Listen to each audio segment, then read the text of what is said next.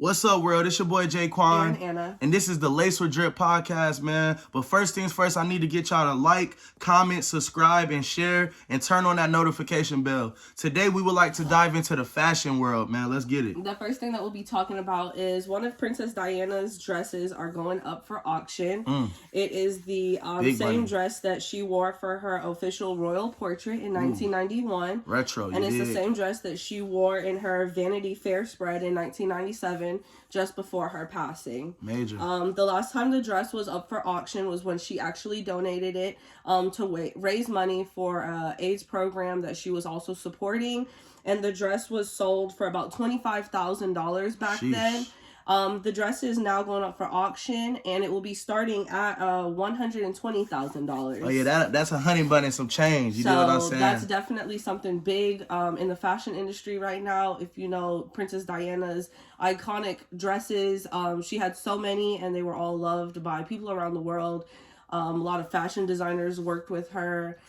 So for this dress to be going up for auction again after 25 years, that's a really big major. thing. That's huge.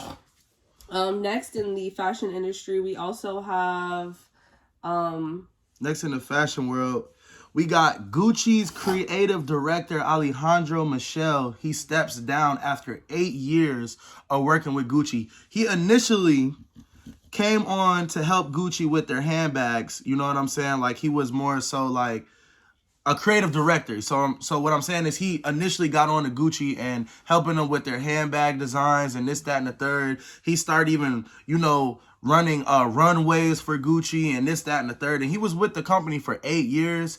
And honestly, they tried to say that he really is what saved Gucci. You know what I'm saying? Like, Gucci had its ups and downs just like other brands. And I mean, still today, Gucci is majorly relevant. You know what I'm saying? I personally feel like Gucci is one of those brands.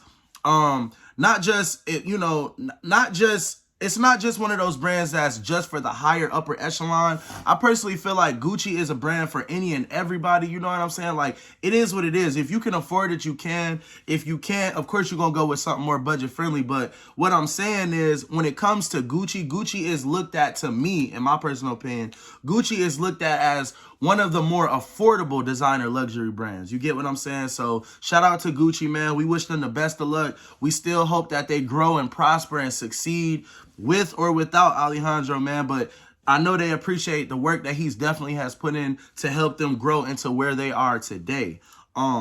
Next on the list, we have Adidas is suing luxury designer Thom Browne over his use of the stripes.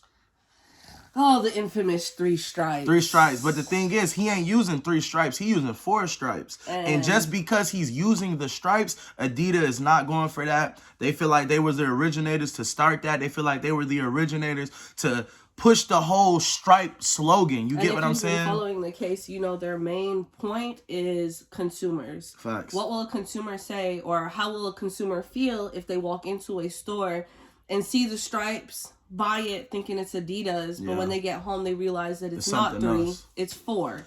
And it represents another brand. Facts. And I get that. They can't, trademark the 3 stripes because it was used so much before them.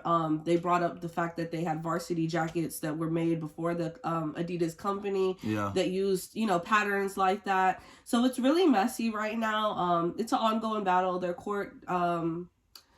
court, not hearing, but everything's been going down in New York City over the past first week of the year. And it's just, a tit for tat, back and forth. Yeah. Just for a company to use 4 stripes, but Adidas said, that's us. Yeah, and it's like, I understand where Adidas is coming from, but at the same time, I really feel like you shouldn't let somebody use their creativity. You know what I'm saying? And it's like, clearly he was inspired by Adidas. So it's like, he felt like, okay, I can't take what Adidas started, but I can use kind of sort of the blueprint and trying to turn it into something of my own. And I feel like that's what we see a lot today in the fashion industry, not just with Thom Browne, but with other people in the industry as well. You got a lot of people, a lot of companies that are making different type of sneaker brands, different type of fashion brands based off of the success of other brands. You know what I'm saying? They're pretty much using the rinse and repeat method. Like whatever works, they're taking that, but putting their own twist on it and then putting it out to their own audience. I also feel like this case is such a big thing to actually take note of, because Adidas is actually in the process of making their own Yeezy shoe. So not even. It's like what I heard is that they're pretty much getting ready to put out all Yeezy's products just without his logo on it, without his cosign, without his name, because we all know that Kanye had a little, you know, I'm not gonna say a temper tantrum, but Kanye had he pretty much falling out with the company. Yeah, he pretty much had a falling out, and he went off on the brand, and he pretty much went off on a lot of people, right? And because that he went off on a lot of people cut ties and relationships with him because what he was standing on and what he was believing in.